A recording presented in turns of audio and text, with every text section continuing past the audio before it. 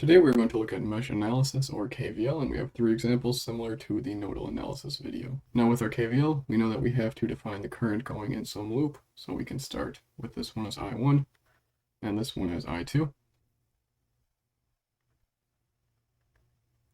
So I always like to just put an equation here that we say IR1 plus IR2 is equal to IR3.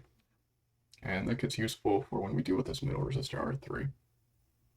So now if we write a KVL for the first loop, we would have V1 minus I1 times R1.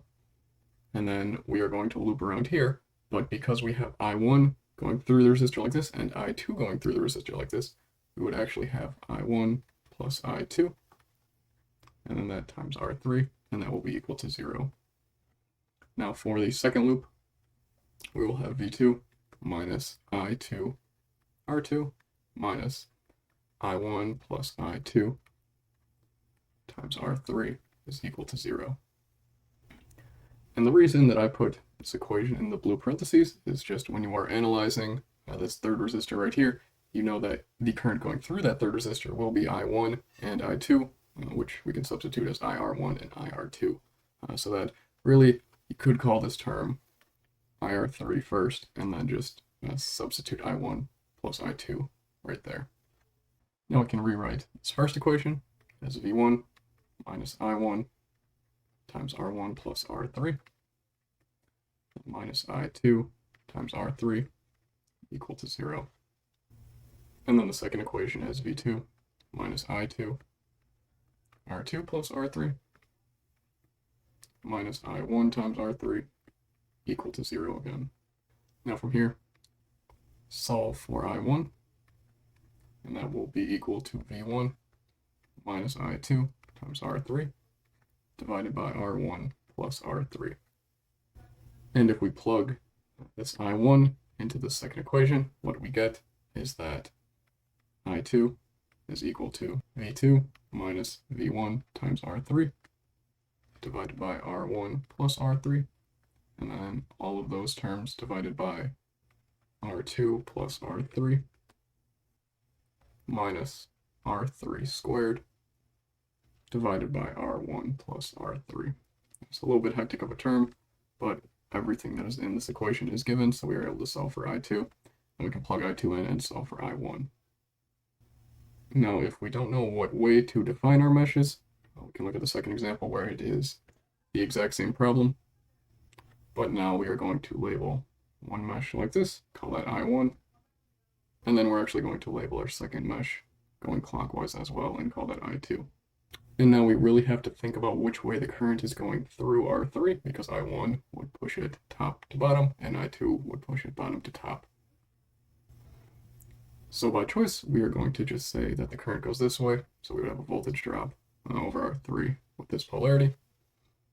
And from that, we can simply say that IR3 is equal to IR1 minus IR2.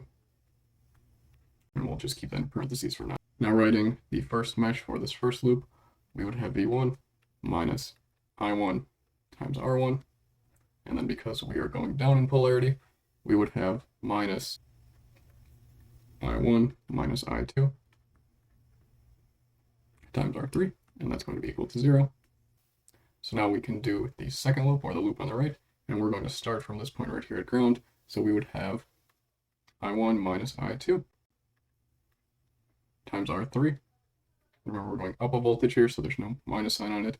Then we're going to be going down in voltage, I2 times R2. We're going to be going down in voltage again by V2. We'll set that equal to 0. Now if we take this top equation and solve for I1, we get that I1 is equal to V1 plus I2 times R3 divided by R1 plus R3. And if we take this value for I1 and plug it into the second equation, we get that I2 is equal to V1 times R3 divided by R1 plus R3 minus V2 divided by R3 plus R2. And then this term will be minus R3 squared divided by R1 plus R3. So these are the two equations that we end up with, and we can plug I2 once we solve for all of the variables that we know. So for the third example, or the second unique example, we're going to look at this circuit where we have a dependent voltage source that has the voltage of resistor R1. So now we have I1 on the right and I2 on the left. We labeled our currents as follows. So I2 would beat I1 for the R1 voltage drop. Now we can start with our mesh on the left and say that V1 plus 2 times VR1 minus I2 minus I1 times R1 minus I2 times R2 is equal to 0. And for this mesh on the right, we would have I2 minus I1 times R1 minus I1 times R3 minus V2 is equal to 0. And then we can have a third equation that VR1 is equal to I2 minus I1 times R1. And we can plug this equation into our first equation to say that V1 plus 2 times I2 minus I1 times R1 minus I2 minus I1 times R1 minus I2 times R2 is equal to 0. And then the second equation can be restated as I2 minus I1 times R1 minus I1 R3 minus V2 is equal to 0. And from these two equations, we do not know I2 and I1. Everything else is given, so we have two equations, two unknowns, and we know how to solve that. So next time we're going to look at something that's similar to the supernode, except it will be a super mesh.